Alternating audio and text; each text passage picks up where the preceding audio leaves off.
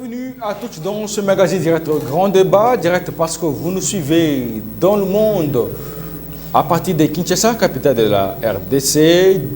Grand parce que nous recevons les grandes figures qui commentent, qui analysent, qui critiquent et à la limite qui débattent même autour de grandes questions d'actualité. Et vous le savez, les grandes questions d'actualité restent dominées en RDC par l'opération d'enrôlement des électeurs, mais également par la situation sécuritaire dans la partie est de la RDC. Et pour ce, nous recevons des grandes figures autour de cette table.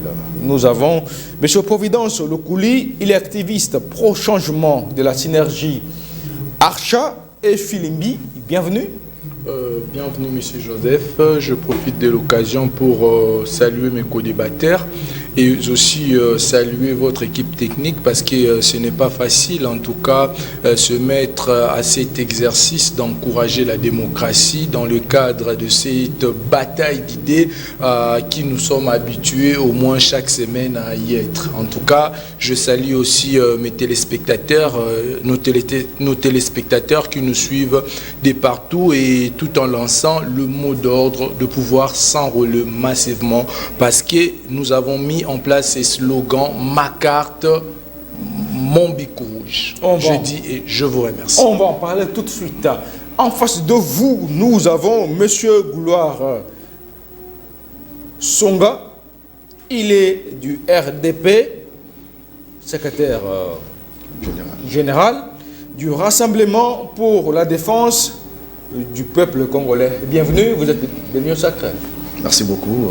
Je salue d'abord tous ceux qui nous regardent de partout où ils sont et à travers la République, et puis du côté, particulièrement du côté est de la République. Et je vous dis merci également pour nous avoir invités. Et c'est pas facile, comme l'a dit mon co-débatteur, le fait d'y être chaque jour, chaque fois, pour débattre des questions assez importantes et auxquelles je pense que nous apportons également des solutions, de résolutions, de réponses à plusieurs histoires. Donc merci beaucoup. Je vous retrouve dans un instant, le temps de retrouver M. Doreya Moutouani. Il est secrétaire national adjoint en charge de la communication au sein de l'ECT. Vous êtes du FCC? Oui, bienvenue. Merci beaucoup, monsieur le journaliste. Je salue mes co-débatteurs et je souhaite meilleurs vœux à l'équipe qui vous accompagne. Je crois que nous allons passer de meilleurs moments ensemble. Merci. Alors c'est parti pour le débat. Bienvenue à tous mes invités autour de cette table. Merci. Et bienvenue à vous, nos téléspectateurs que nous suivez dans le monde. Et c'est parti. J'ai préféré commencer par quelqu'un qui prend la main. L'opération d'enrôlement, c'est parti. Comment vous l'avez jugé depuis le 24 décembre? Merci, M. Joseph. Je tiens à rappeler que la CENI actuelle a énormément d'obligations, notamment celle de pouvoir organiser les élections dans le délai constitutionnel, conformément à l'article 73 qui stipule que la convocation du scrutin présidentiel est organisée 90 jours avant l'expiration du mandat du président en exercice. Donc cela veut dire que le président en place a prêté serment en janvier. Donc nous devons reculer au moins 3 mois, c'est-à-dire le mois, soit le 10e mois. Déjà nous devions avoir les élections. Donc je pense que c'est vraiment une obligation constitutionnelle. Mais hormis cela, je pense que cette CENI a aussi une obligation de pouvoir organiser la meilleure élection de l'histoire. Parce que vous allez vous rappeler que l'IDPS, jadis à l'opposition, s'est dit, ben voilà, a donné un mot d'ordre de boycott aux élections en 2006. Parce qu'il estimait que le processus n'était pas fiable. En 2011, l'IDPS, via son président, le fait Etienne Tshisekedi, s'est même autoproclamé président de la République après avoir prêté serment devant M. Valatin Moubake, M. Tchibala, et voire même son secrétaire, son DIRCAB, M. Albert Moleka.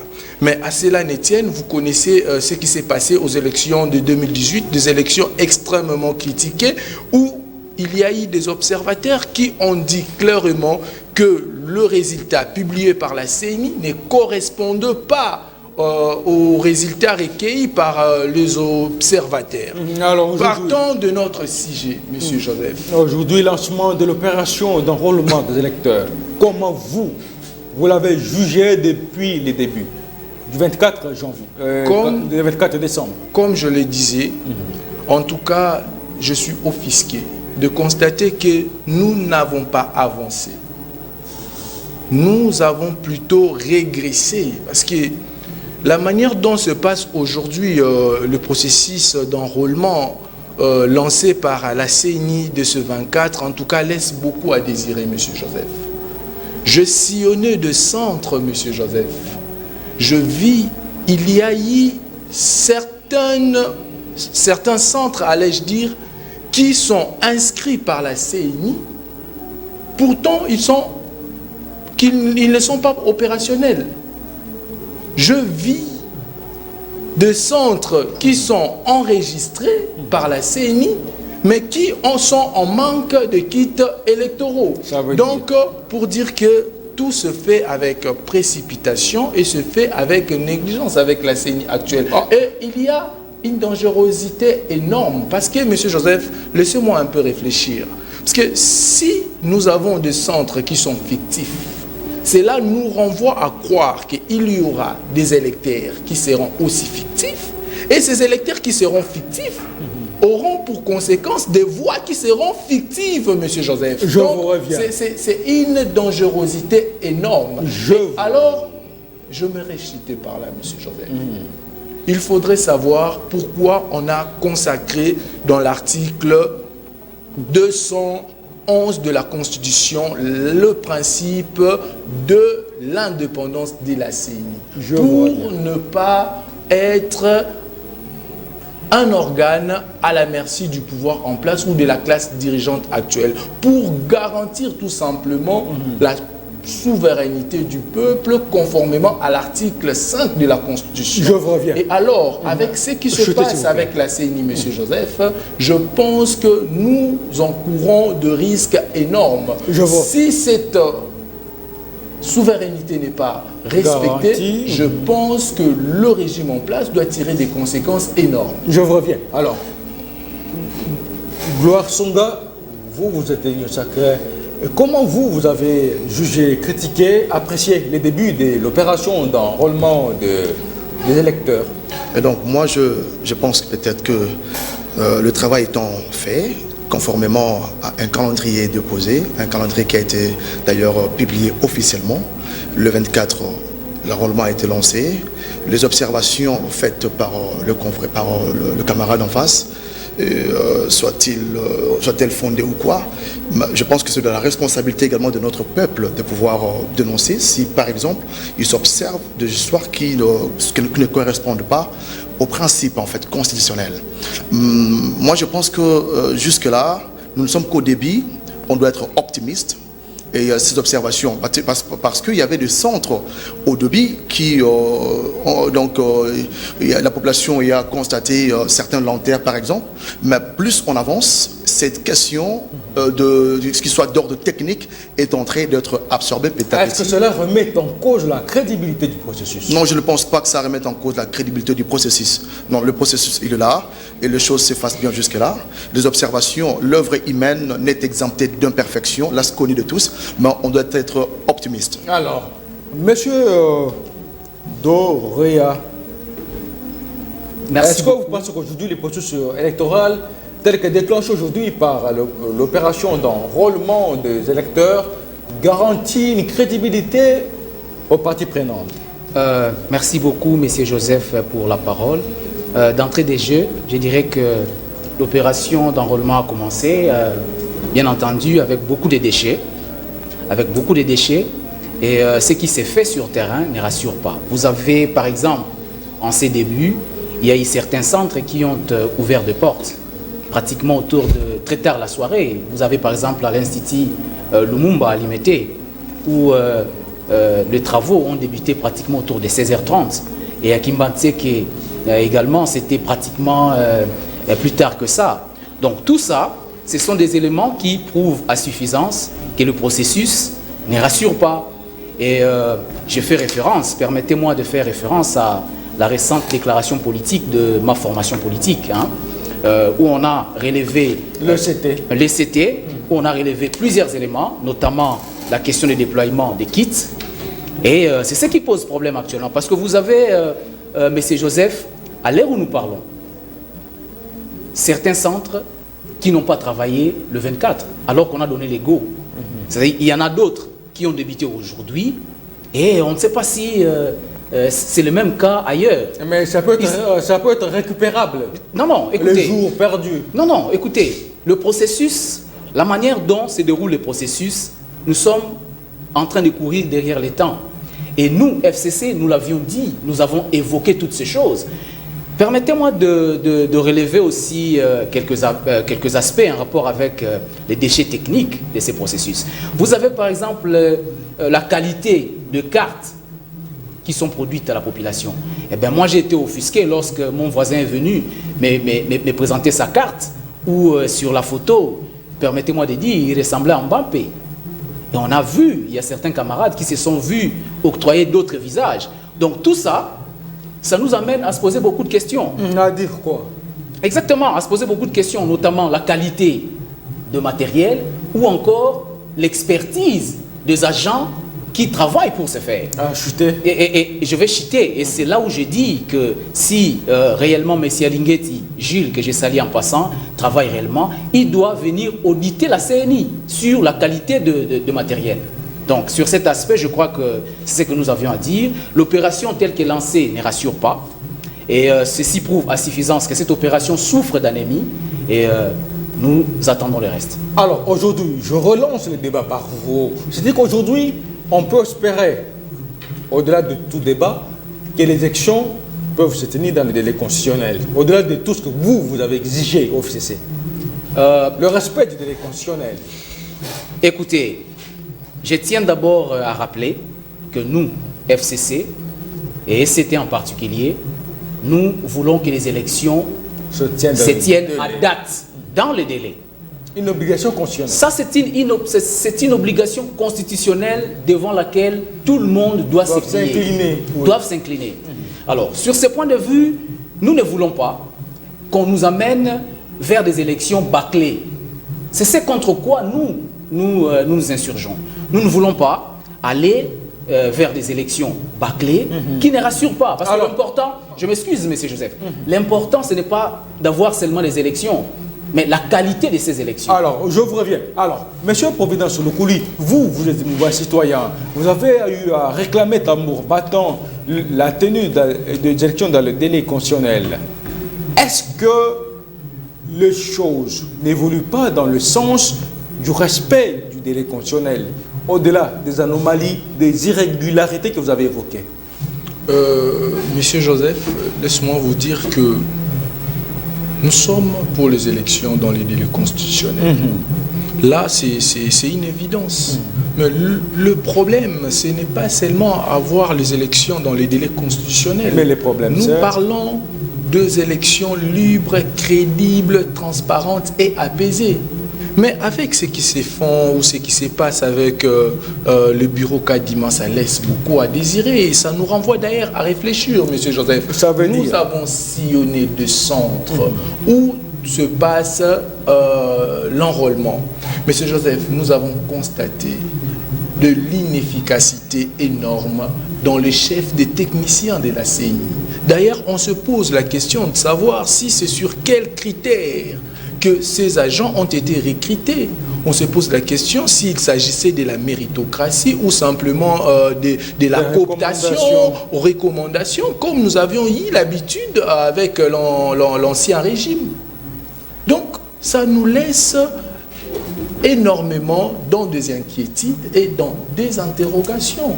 Mais simplement, M. Joseph, vous devez comprendre qu'à la lire où vont les choses, la CNI ne pourra organiser les élections libres, crédibles, transparentes dans les délais constitutionnels. Donc nous craignons que nous ayons des élections vampiriques, que nous ayons des élections chaotiques, monstrueuses et voire même despotiques. Je vous reviens. Alors, Monsieur Gloire Songa, est-ce que c'est vrai qu'aujourd'hui, le régime actuel est en train de faire les choses dans la précipitation? Ça veut dire organiser des élections, bien que dans le délai, mais pas répondant à la crédibilité, à la transparence et à l'apaisement. Moi, ce que j'aime dans mon pays, c'est que les gens reviennent même sur ce qu'ils ont dit il y a quelque temps. Au début, personne ne savait que nous aurions même le calendrier. Il y avait au créneau le voix qui montait. Et tout le monde était en train de dire, voilà, il s'observe de la part de l'autorité, de la part du président de la République, à travers la CENI, c'est les mauvais pères alors. Est-ce qu'il y aura élection, est-ce qu'il y aura le calendrier, tout ça. Et personne, d'ailleurs, à cette époque, il y a ceux qui qualifiaient même de fantaisistes certaines dispositions prises par la CENI. Mais aujourd'hui, je suis très content parce que le débat change. On a un calendrier électoral, un calendrier qui a respecté le cycle, dont le cycle, c'est dans le respect du cycle électoraux. Et donc, à ce niveau, moi, je pense que les observations faites par le camarade, je le prends, mais aussi, nous devrions savoir, il ne faut pas partir des exceptions, parce qu'il y a eu un centre qui n'a pas marché, parce qu'il y a eu quelques centres dont ils sont observés peut-être des irrégularités, et nous voulons généraliser parce que des mauvaises foi. Non, je crois que nous sommes en train de travailler, la CENI est en train de travailler, et je demanderai à nos amis de repartir encore pour aller voir là où ils sont passés avant, et si le même problème persiste. Ici, nous parlons aujourd'hui on peut parler de la crédibilité. Ça, c'est encore un deuxième débat. Parlons de la crédibilité. Le chef de l'État était clair lors de son dernier discours. La crédibilité, d'abord, c'est par rapport à la souveraineté. Lorsque les élections sont financées... Je vous reviens par rapport au délai. Voilà, j'aimerais d'abord finir par le délai. Merci, bien, merci. Mais excusez-moi, j'aimerais parler de la crédibilité. La crédibilité des élections, ce n'est pas simplement par rapport au processus ou au respect, mais aussi le mode de financement. Qui a financé? Le chef de l'État était clair, les élections seront financées à 100% par les Congolais. Ça, déjà, c'est déjà la crédibilité. Et ça, c'est un aspect que nombreux ici refusent, ils ne maîtrisent pas aussi. Et revenons sur le délai. Le calendrier est là, l'enrôlement étant lancé, et il se poursuit. Et je pense qu'il y a des gens qui s'enrôlent dans d'autres centres. Et le calendrier sera respecté, selon vous? Le calendrier sera respecté, et sans oublier qu'il y a des aléas externes que nous ne maîtrisons pas. Alors, je vous reviens. Monsieur Gloire Songa, je rappelle que vous êtes secrétaire général. Général du parti RDPC. Voilà. Alors, monsieur Doria, je reviens à vous. Est-ce qu'aujourd'hui, on peut parler, en termes de la crédibilité, d'une certaine confiance créée entre les parties prenantes, d'une fois que le go du calendrier électoral est donné et que le calendrier serait-il respecté? Écoutez, Monsieur Joseph, vous savez, j'ai dit de l'entame de mon discours que la façon dont les choses se faisaient ne rassurait pas. Et permettez-moi de prendre au bon le propos de mon co-débatteur, ici à côté, Monsieur Glora, quand il a parlé de la souveraineté en ce qui concerne le financement des élections. Moi, je crois que sur ces points de vue, s'il y a félicité, il faut féliciter Joseph Kabila. Et je suis très heureux le fait que vous ayez rejoint notre camp, parce que de tous les cycles électoraux que nous avons eus dans notre pays, je crois que nous vous avons donné une leçon, et nous sommes très heureux que vous ayez rejoint cette école.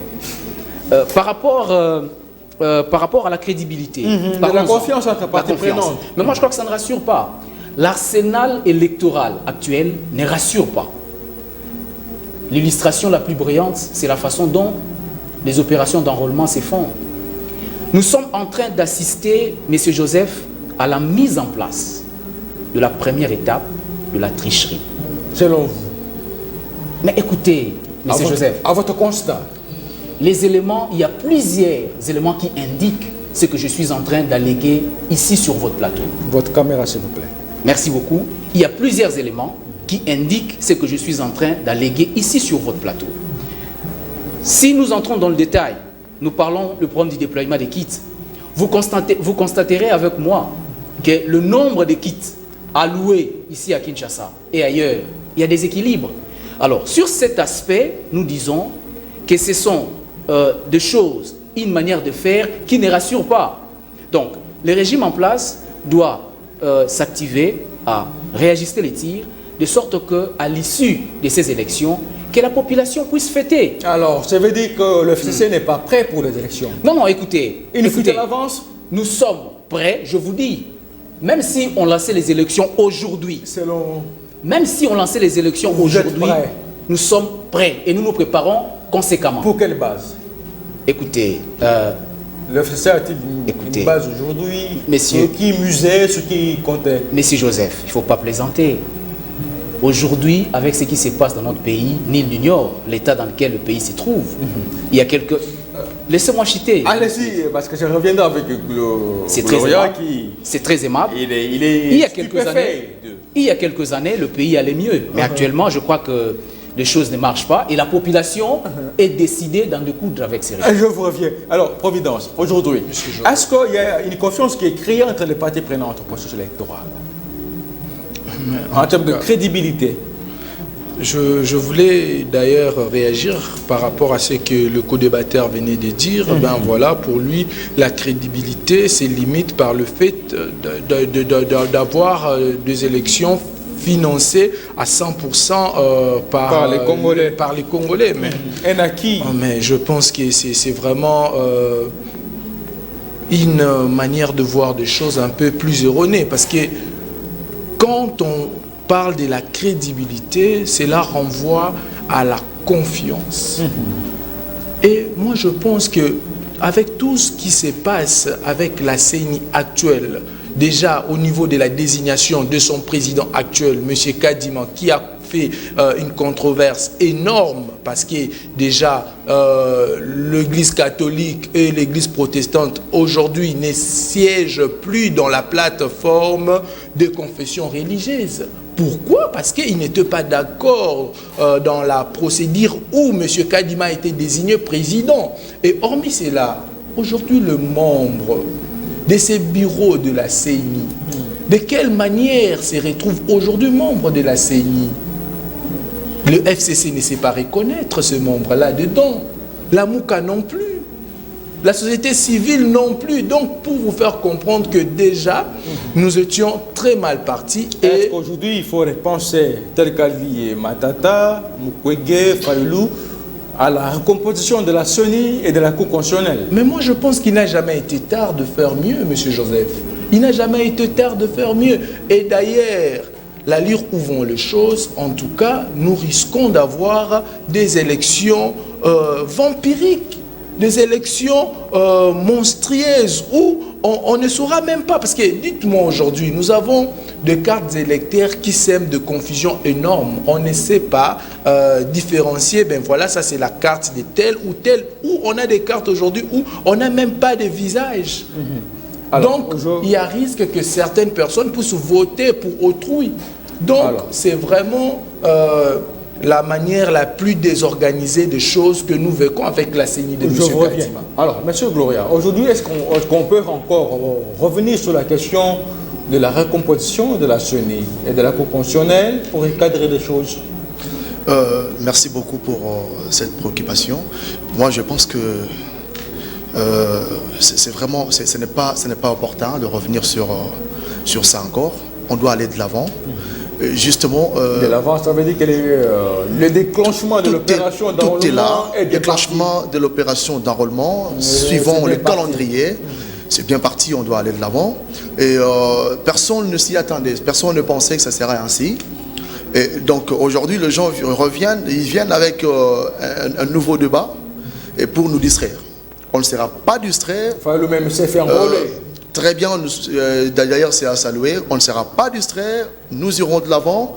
Moi je m'attendais peut-être que les amis me disent, voilà, nous avons à proposer pour qu'il y ait des élections dans les conditions requises.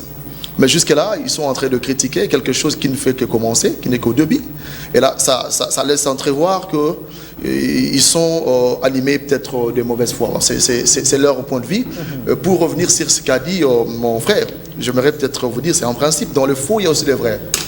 Et donc, dans le faux, il y a le vrai, mais le faux reste faux, bien qu'il y a le vrai. Alors, aujourd'hui, Monsieur Gloire Songa, est-ce qu'aujourd'hui on peut penser qu'une fois que le processus est déclenché, déjà au niveau du national, on dénonce certaines irrégularités, mais pourtant c'est prévu aussi l'enrôlement des Congolais de plus ou moins 5 pays, dont la Belgique, la France.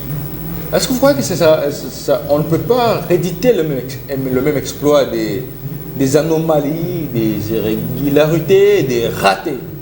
D'ailleurs, il faudrait reconnaître à l'équipe actuelle de la CENI de certaines avancées, du fait que le processus est hautement numérique, ce qui n'a pas été avant. Il y a beaucoup de choses à reconnaître. Il n'y a pas simplement des irrégularités. Il y a des avancées. Il y a beaucoup d'avancées significatives, beaucoup d'avancées plutôt, je dirais, significatives, qu'on doit reconnaître à la manière de faire, et qui n'a pas été prise en compte avant. Aujourd'hui, ça avance. Et je crois que s'il faudrait revenir, rester dans la pensée de votre question, jusque-là, il n'y a rien qui n'inquiète l'opinion. Il n'y a rien qui n'inquiète l'opinion. Tout marche comme sous le rouet. Je n'ai pas dit que tout marche comme sous le rouet, le rouet, mais je dirais qu'il n'y a pas vraiment... Nous sommes qu'au début. Quand je dis qu'il n'y a rien qui inquiète l'opinion, j'étais très content dans les avenirs. Je suis en train de voir le maman. Le premier jour, je reconnais avoir vu le centre qui, au départ, qui avait des problèmes. Mais plus on avançait, je reviens sur ce que je dis, il y a eu satisfaction par rapport à ceux qui se rendaient dans le bureau de vote pour aller se faire enrôler. Alors aujourd'hui, tout est fait. C'est parti, le go est donné pour l'enrôlement. Katumbi, Mukwege, Fayoulou, Matata, face à Félix Tshisekedi, la présidentielle 2023, un danger pour votre candidat que vous soutenez à l'Union Sacrée? En fait, ce n'est pas un danger, mais c'est juste, je dirais, le jeu démocratique. Merci. Alors, Monsieur Doria, comment vous voyez l'avenir de Félix Tshisekedi à la présidentielle de 2023 face à un certain nombre de challengers? Avant d'aller beaucoup plus au fond de cette question, qu'il me soit permis de récupérer certains éléments que mes co-débatteurs ont soulevés ici. Vous savez, M. Joseph, nous sommes au 3e cycle électoral. C'est-à-dire que nous ne sommes pas à la phase de l'expérimentation. Parce que nos amis veulent nous faire croire comme si nous étions à la phase expérimentale des élections. Du tâtonnement, alors que nous en sommes au 3e. Cela veut dire que nous devrions aller vers la perfection. Vers la perfection. C'est-à-dire la qualité de carte, l'expérience, l'expertise des agents commis pour les opérations de saisie. Et selon vous, sur ces 2 points-là? Sur ces 2 points, la qualité des cartes, en tout cas, les agents commis, ce sont des déchets, ce sont des éléments sur lesquels il faut revenir. Moi, je crois que c'est ce point de vue, j'ai dit au début, qu'il faut appeler M. Jules Alinguetti pour auditer la CENI. Parce qu'on doit nous expliquer comment, en 2018, nous avions eu des machines de qualité, produisant des cartes de qualité, et qu'en 2022, que nous ayons ce genre de machines. Alors que nous sommes, d'ailleurs, le monde traverse un moment où la technologie, il y a ce qu'on appelle la numérisation avec tout ça. Alors, revenons donc au débat. Aujourd'hui, Félix Tshisekedi face à plusieurs candidats. Écoutez, éparpillé ou pas, le candidat de l'Union Sacrée sera battu. C'est vrai, l'heure n'est pas encore arrivée pour que nous entrions beaucoup plus profondément sur ces questions. Mais moi, je tiens juste à vous rappeler que la population en a marre. Alors, on doit devoir clôturer ce premier débat. Est-ce qu'aujourd'hui, on peut revenir à 2 tours, à deux tours de scrutin de la présidentielle? Écoutez, là, c'est mon point de vue. Sans engager ma formation politique, c'est une éventualité. J'ai dit que c'est une éventualité. 2 tours ou pas 2 tours, je crois que ce régime a déjà montré ses limites. La population va s'en débarrasser. Donc, je crois que les élections qui arrivent, c'est vraiment, ce sera un carton rouge. Alors, M. Doria Muntouani, je rappelle que vous êtes secrétaire général adjoint, secrétaire national plutôt, en charge de la communication de l'LCT, vous êtes du FCC. Oui, du FCC. FCC Joseph Kabila. Ça vous engage. Alors, le temps de retrouver M. Providence Lokoli. Aujourd'hui, au regard de tout ce qui est fait, l'enrôlement a été donné selon le calendrier publié par la CENI dans plus ou moins 10 provinces à la première étape. Est-ce que cela augure au moins de l'espoir. Ça veut dire, cela pourra permettre au peuple congolais de décider enfin, en toute liberté, en toute démocratie, de l'avenir de ses dirigeants de demain. Bon, en tout cas, je pense que la question est pertinente, mais en rapport avec ce qui se passe avec la CENI actuelle, ça laisse beaucoup à désirer, M. Joseph. Mais j'aimerais quand même réagir par rapport aux propos de mon co-débatteur, celui de l'Union Sacrée, quand il dit ben, il faut aller de l'avant. Je tiens à lui rappeler que la CENI est un organe et aussi un service public. Donc un service public a deux principes. Parmi ces principes, il y a ce principe de la continuité, il y a ce principe de l'égalité devant le service public, il y a ce principe d'équité et aussi d'adaptabilité. Donc pour vous dire qu'on peut se mettre autour d'une table pour essayer de revoir en ce qui concerne le bureau de la CENI, mais cela ne veut pas dire que la CENI va cesser de fonctionner, non. Parce que ça doit fonctionner comme toute institution. Donc je pense que de ce côté déjà c'est un faux débat et vous avez tort. Donc avec la CENI de M. Kadima, M. Joseph, je tiens à vous dire que nous risquons de vivre le pire. Alors, on sera une CENI incapable de doter aux électeurs de bonnes cartes, c'est avec cette CENI que nous allons faire confiance. Une CENI incapable de clarifier sur des centres où nous venons aujourd'hui. On nous dit que l'école Bon Départ devrait être un centre et en arrivant là, on nous dit ben, on ne connaît pas, nous ne sommes jamais été, on n'a jamais été contacté comme centre. Donc il y a des centres fictifs. S'il y a des centres fictifs, il y aura des électeurs fictifs. Et s'il y aura des électeurs fictifs, il y aura notamment de votes ou de voix fictives. Alors, pour vous payer ce premier chapitre, est-ce qu'aujourd'hui on peut dire que, au-delà de tout débat sur les délais constitutionnels, le régime est en marche pour le respect des délais constitutionnels et que, au-delà de ça, le décor de contestation est-il planté? Monsieur Joseph, je pense qu'il est grand temps que nous, peuple, nous puissions agir comme tel, comme étant souverains, en vertu de ces principes de peuple de disposer d'eux-mêmes, en vertu de l'article 5 de notre Constitution, qui fait de nous de souverains. Donc je pense que nous sommes dans une pente très dangereuse. Et la gravité est que nous avons des dirigeants qui traitent ces questions avec beaucoup de légèreté. Alors, monsieur Providence Lokuli sera parti avec vous pour la dernière thématique de ce magazine Direct Grand Débat. Je rappelle que vous êtes activiste pro-changement de la synergie Archa et Filimbi. La dernière thématique, c'est au sujet de la sécurité de l'empathie, c'est la RDC, l'homme 23 qui joue au chaud, au froid. Apparemment, une équation à plusieurs inconnus, même auprès de la communauté internationale, qui hier, certaines puissances ne voulaient pas indexer le Rwanda comme parrain du M23 en soutien à munitions et en hommes, et qu'aujourd'hui, certaines puissances l'ont dit de vive voix. Bravo. La diplomatie, Félix Tshisekedi, peut-on dire? Merci, monsieur Joseph. Par rapport à ces sujets, vous avez 7 minutes. 7 minutes. Par rapport à ces sujets, j'aimerais premièrement remercier la population congolaise. Et pourquoi pas les chefs de l'État? J'en arrive, monsieur Joseph.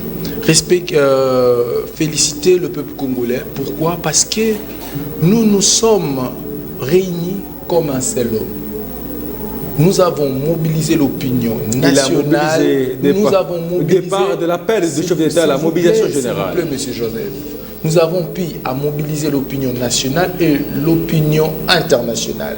Partant de la diplomatie de M. Félix Tshisekedi, dite entre guillemets agissante. Qui a bougé les lignes. S'il vous plaît, M. Joseph. Jusqu'à la levée de l'embargo. Nous avions été avec M. Félix Tshisekedi. Félix Tshisekedi était dans de différents sommets où il devrait tout simplement négocier avec ses homologues présidents de la République. Nous avions vu de différentes déclarations. Aucune déclaration n'a fait mention du M23 comme étant un mouvement terroriste. Aucune déclaration a condamné le Rwanda comme étant État complice de M23. Donc, pourquoi devons-nous parler en ce moment d'une diplomatie agissante pendant qu'au moment des négociations, on avait tout perdu? Donc, je pense que c'est plutôt nous, la population, nous, le mouvement citoyen, nous, la société civile, nous avons fait notre part et nous avions pu mobiliser l'opinion. Mais jusque-là, ça reste aussi à désirer parce qu'il a fallu des sanctions sérieuses à l'encontre du Rwanda et voire même du M23. Par rapport aux questions sécuritaires, M. Joseph, je tiens à vous rappeler qu'il y a deux dangers que nous sommes en train d'encourir. Lesquels? C'est celui d'avoir la population de l'Est être exterminée. Parce que vous connaissez mieux que moi que cette partie de l'Est a toujours été convoitée par le Rwanda, l'Ouganda, c'est certainement le Kenya qui ont besoin d'occuper ces territoires pour faire leur Tutsilande. Et aussi, ce deuxième danger que nous sommes en train d'encourir, c'est notre souveraineté territoriale. Avec ce système de zone tampon où on interdit à nos FARDC de pouvoir se placer. Or, nous avons un seul organe qui est habilité de pouvoir défendre notre intégrité territoriale conformément à l'article 211 de la Constitution, c'est le FARDC, Monsieur Joseph. C'est le FARDC. Ce n'est pas la force régionale qu'aujourd'hui nous essayons de donner le destin de tout un peuple. À cela, Nétienne, M. Joseph, cela me renvoie à réfléchir et à faire de responsabilité. Conformément à l'article 91 de la Constitution, il n'y a pas les opposants ou le mouvement citoyen qui définissent la politique de l'État. C'est le président de la République et le gouvernement. Et s'il faut revenir maintenant, M. Joseph, à l'article, allais-je dire, 200, à l'article 192 de la Constitution, qui précise que le Haut Conseil du commandement est présidé par le président de la République. Donc moi je pense que le président de la République, Tshisekedi, a d'énormes responsabilités à ce qui concerne la défense de notre intégrité territoriale. Et voilà qu'aujourd'hui le M23 ne s'est pas reculé comme tel. Voilà qu'aujourd'hui le Rwanda est en train de jouer au jeu comme il est en train de jouer. Donc c'est vraiment un échec énorme de la part de la politique mise en place par le régime actuel. Alors, M. le Président sur le Colline, nous allons devoir nous séparer d'avec vous par cette petite question. Je rappelle que vous êtes activiste pro-changement de la synergie Archa et Filimbi. Que dire aux Congolais pour 2023? Je pense qu'il est grand temps, M. Joseph, que nous puissions prendre notre destin. Espérer aux élections, espérer à la quiétude de la partie de la RDC. Votre message?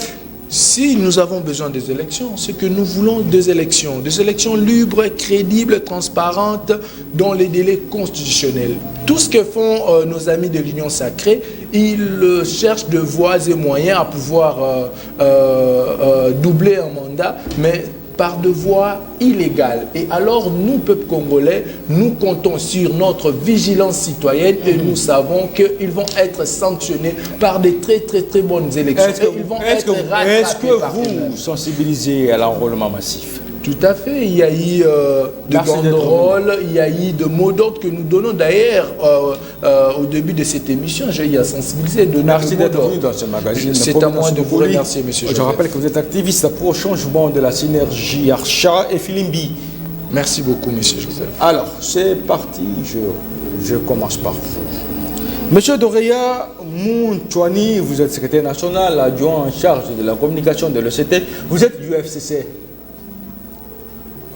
La diplomatie 2022, le vice-secrétaire n'aura-t-elle pas poussé la communauté internationale à indexer le Rwanda comme bras séculier du M23 et par conséquent une diplomatie agissante à laquelle il faut dire bravo président? Écoutez, Écoutez, M. Joseph, je crois que la première des choses, c'est celle de remercier le peuple congolais qui s'est mobilisé pour cette question. Et aussi, il faut comprendre une chose. Cette question de sécurité est une question éminemment nationale. Vous avez 7 minutes. Exactement, merci beaucoup. À vous de les c'est une question éminemment nationale pour laquelle on doit aborder avec une certaine rationalité. C'est-à-dire nous départir de nos couleurs politiques. Parce que nos compatriotes qui sont meurtris à l'est du pays n'ont pas de couleur politique. Et vous, parce que la guerre... Vous avez géré le M23 pendant 18 ans. J'arrive, M. Joseph. Parce que nos compatriotes qui sont meurtris à l'est du pays ne sont ni du FCC, moins encore de l'Union sacrée. Donc, moi, j'aborde cette question sous des aspects. Et pourtant, on dit que M23, c'est une création du FCC, du régime passé. Laissez-moi aller au bout de ma logique. D'ailleurs, si je rebondissais sur ces propos, je vous dirais que c'est... Vous avez vos 6 minutes qui vous restent. Exactement. Donc, moi, j'aborde ces questions sous des aspects. Le premier aspect, c'est qu'il va falloir d'abord relever la complexité de la mission des troupes de l'EAC. Et c'est là où j'ai dit que notre gouvernement a été dupe. Le fait qu'il ait accepté que des troupes étrangères puissent venir opérer sur le sol congolais, c'était de la duperie, M. Joseph. Parce que, tenez, je vous explique. Vous regarderez que la majorité des pays qui composent cette organisation régionale ont des proximités énormes. Ils ont non seulement des proximités linguistiques, mais également ethniques. Donc, sur ce point de vue, la RDC s'est vue entourée de pays qui ne partageaient pas les mêmes intérêts que lui. Et pour vous, prise en piège? Prise en piège, bien entendu. J'arrive. Vous avez dit tantôt que les gens, c'est ce que les gens allèguent, que le M23, c'est ainsi de suite. Une création de l'ancien régime. Je vous dis que c'est faux. Je suis très heureux de dire ici sur ces plateaux que lors de l'adresse du chef de l'État, il a reconnu, le chef de l'État lui-même l'a dit, que le M23 a été défait en 2013. Et je vous rappelle que 2013, c'était sous quel régime? Bien entendu, de Joseph Kabila. Donc, le M23 a été défait. Et nous observons maintenant, il a repris vie. Nous ne sommes plus là. Maintenant, il est question de proposer. Il est question d'exécuter les accords signés avec vous. Non. Écoutez. Il n'y a aucun accord signé dans ce sens-là. Moi, je vous dis... Mixage, brassage, des mandats politiques. Monsieur Joseph, sur cet aspect, les documents existent. S'il y a des documents dans ce sens-là, je vous prie d'amener et de mettre ça sur la place publique. Nous viendrons pour débattre. Mais laissez-moi vous dire qu'avec Joseph Kabila, les choses étaient très bien faites. Trop clair, parce que les éléments existent, c'est sur la place publique. Je reviens sur le deuxième aspect que je dis. Et là, c'est l'enjeu le plus important. C'est-à-dire que nous devons comprendre la réalité du complot de la balkanisation qui vise notre pays. C'est là où je complète mes propos par ce que j'ai dit au début ici. La RDC se trouve entourée de pays qui ne partagent pas ses intérêts. J'ai relevé ici le fait que la plupart des pays qui composent ces EAC ont des proximités énormes. Au-delà du fait qu'ils partagent la même langue, ils ont des proximités ethniques. Donc, sur ce point de vue, la RDC était mal partie. Quand on parle de la diplomatie, écoutez, j'ai dit que la diplomatie, oui, ça c'est... Elle aura été agissante. Elle a agi. Écoutez, si c'est point de vue, je crois que... Elle a poussé la communauté internationale à indexer le Rwanda. Non, nous avons soutien du 23. Nous avons été beaucoup plus... nous avons beaucoup plairé, ok? La posture de la communauté internationale actuellement est hypocrite. Parce que vous avez d'un côté la France qui condamne ouvertement le Rwanda, mais de l'autre, elle apporte son soutien militairement. Vous avez les États-Unis d'Amérique qui fait la même chose, alors que souterrainement, il fait le contraire. Donc, moi, ça veut dire que le M23, ce mouvement terroriste a en lui tout. Nous savons, il a tout comme puissance de la communauté internationale. Écoutez, pas plus tard qu'il y a quelques mois, un haut fonctionnaire, le numéro 1 de l'ONU, l'a dit, et tout le monde l'a entendu, quand il a dit que, quand il a allégué que les M23 disposaient des armes sophistiquées, n'est-ce pas? Cela me ramène à poser une petite question de réflexion, Monsieur Joseph. Tenez, lorsque l'ONU, qui a en son sein plusieurs États, et dans lequel vous retrouvez plusieurs armées, parce que dans l'ONU, il y a beaucoup de pays, et qu'un haut fonctionnaire de cette institution déclare que l'ONU ne sera pas en mesure de défaire ses troupes, je crois que c'est grave. Alors, donc, pour moi, pour ma part, j'estime que seul le FARDC peut détruire ces mouvements rebelles. Alors. Donc, que le gouvernement accorde des moyens à nos forces armées, et je crois que cette histoire de M23 va disparaître. Alors aujourd'hui, la levée d'embargo, il ne faut pas dire félicitations, il ne faut pas dire bravo. Écoutez, très rationnellement, nous ne nions pas le fait que le gouvernement fournit beaucoup d'efforts. Ça, je le soulève. Alors, il faut être rationnel sur ces points de vue. Il y a eu beaucoup d'efforts qui ont été menés dans ce sens-là, mais la question ne se pose pas de cette façon. Il faut plutôt que l'on se pose la question, est-ce que les efforts fournis par le gouvernement étaient-ils proportionnels à la situation en présence? Alors, que dites-vous au peuple congolais qui vous suit pour 2023? Comment voyez-vous 2023 arriver? Écoutez, pour la RDC, je vois un avenir. Sécurité, élection. Écoutez, élection. Je crois que si tout s'arrangeait, si nous avons un bureau de la CENI consensuel et que tout s'est réglé, je crois qu'il y a un avenir meilleur pour notre pays. Merci d'être venu, monsieur Doreya. Je n'ai pas dit le mot de la fin. C'est pas là que je vous ai donné. Ok, merci beaucoup. À vous de chuter. Merci beaucoup. À vous de chuter. J'appelle toute la population à la vigilance. Je crois que notre pays fait face à beaucoup de dangers. Il y a des questions en rapport avec la sécurité. Nous devons être vigilants, être extrêmement vigilants. Surtout parce que vous devez cesser de vouloir déstabiliser la RDC. Non, c'est faux. Merci. C'est faux. Monsieur Doreya Mounchouani, je rappelle que vous êtes secrétaire national adjoint en charge de la communication au sein de l'ECT. Ok, très bien. Vous êtes du FCC? Du FCC, merci. Alors, la boucle de boucle, c'est avec vous, monsieur Gloria Sunga. Vous êtes secrétaire général du RDPC. RDPC. Vous êtes de l'Union sacrée? Bien sûr. Que dites-vous de tout ce que vos co-débatteurs ont dit autour de cette table? Le régime Tshisekedi n'aura pas été à la hauteur de garantir une sécurité dans l'Est de la RDC et non plus d'un processus électoral acceptable par tous. Alors j'aimerais d'abord, avant de répondre à votre question, recadrer un tout petit... je vais d'abord, avant de recadrer l'ami... Une diplomatie qui n'est pas pourtant agissante. Je suis très content que cela soit reconnu par le frère, le fait de reconnaître à nous et, cette levée d'embargo qui a été déposée par la France. Aujourd'hui, notre armée peut se procurer de armes, de l'équipement, sans pour autant passer par une certaine notification de la part des organisations des Nations Unies.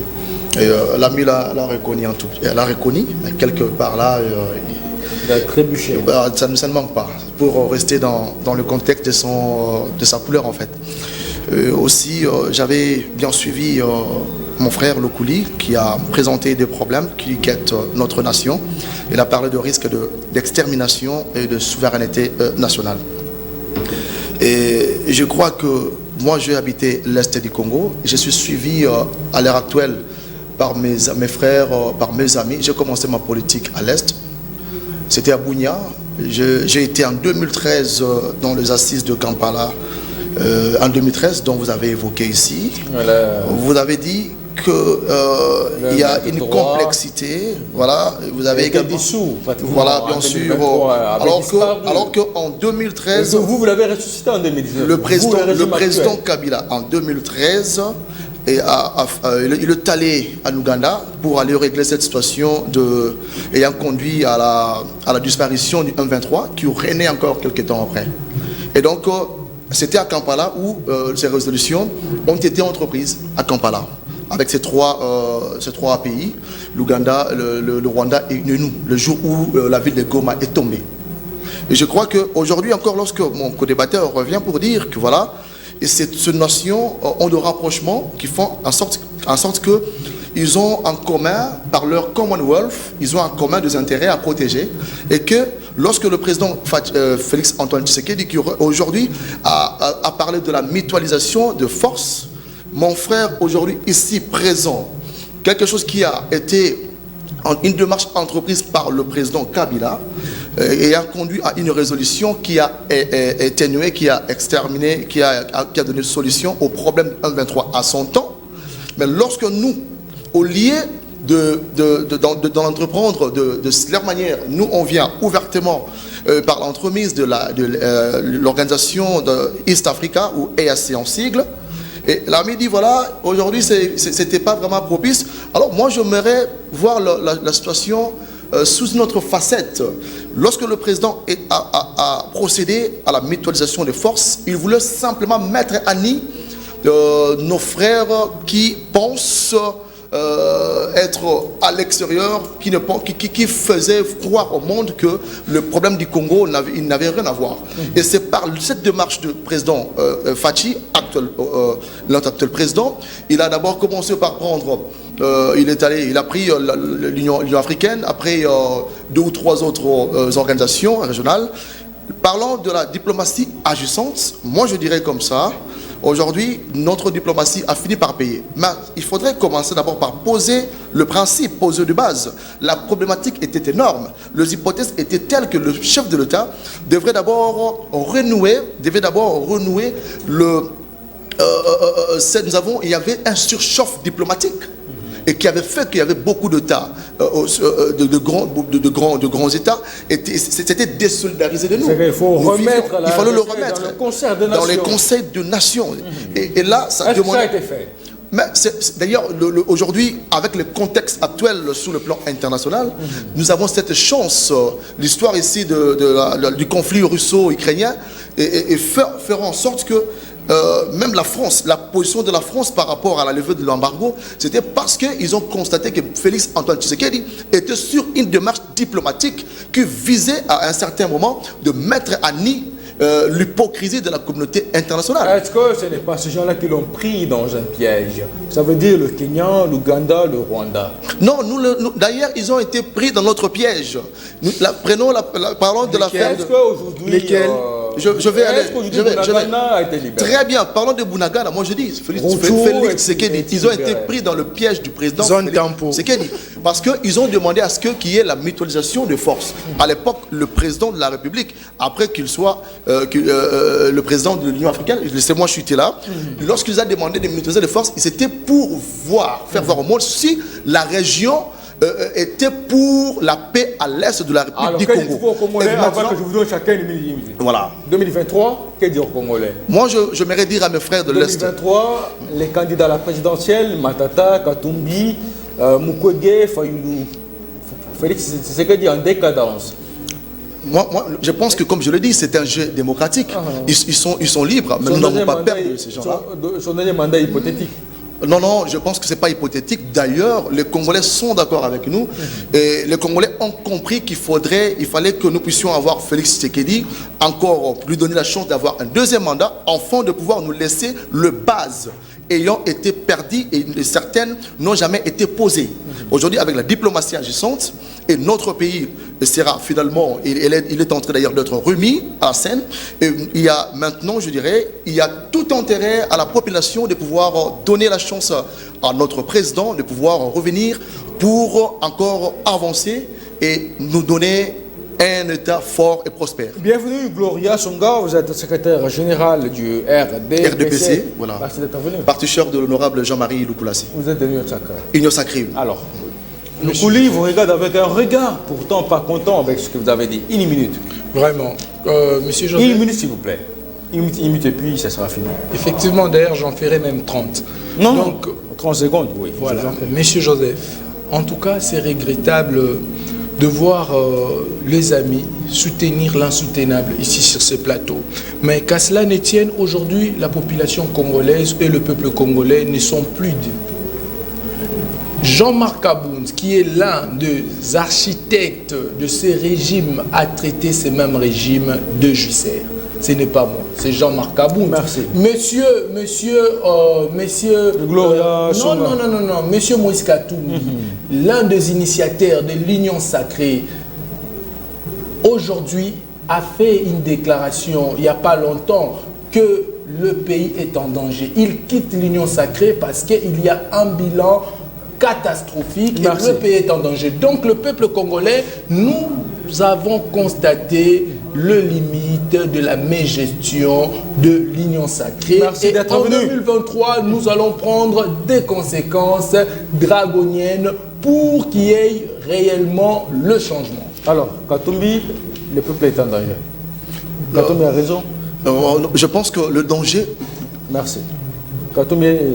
Non, il n'a pas. Le danger dont fait allusion Katumbi, ce n'est pas de la même manière dont moi je suis en train de le percevoir. Le danger est que nous sommes agressés. Merci. Voilà. Alors, M. Doreya. Oui, merci beaucoup. Régime des jouisseurs. 30 secondes. Ah non, mais c'est ça quand même injuste. Une minute. Vous savez, vous avez déjà conclu. Je vous le donne par grâce, en fait. Zone tampon, c'est du leurre. Donc je considère que c'est une manière de régulariser la situation du M23 et d'imposer le M23 comme interlocuteur du gouvernement, chose que le gouvernement ne doit pas accepter. En rapport avec la question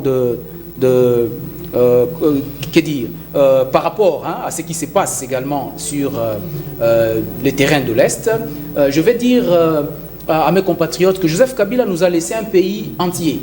Donc nous n'accepterons pas, avec des accords, nous n'accepterons pas qu'un centimètre de ces pays puisse échapper, un centimètre de ces territoires puisse échapper à ce pays. Merci. Donc le pays est entier, qu'on nous le laisse en 2023 aussi entier. Alors, un dauphin? Écoutez, pas partant pour la présidentielle en 2023. Nous irons en présidentielle et nous nous préparons conséquemment. Merci. C'est la fin de ce magazine direct un grand débat car ce jour, M. Providence Lokuli, il est activiste pro-changement de la synergie Archa et Filimbi. En face de lui, nous avons reçu M. Gloria Songa, il est secrétaire général du RDPC. Et vous êtes de l'Union sacrée? Bien sûr. RDPC, bien sûr, parti cher l'honorable Jean-Marie Koulassi. Et enfin, M. Doreya Mounchouani, vous êtes secrétaire national, adjoint en charge de la communication au sein de l'ECT, vous êtes UFCC. Merci beaucoup. C'est la fin de ce magazine. Le prochain invité, c'est vous. Merci de nous avoir fait confiance dans le monde. Dans un instant, retrouvez la grande édition du journal. À chacun et à vous tous, excellente suite de programmes sur nos antennes.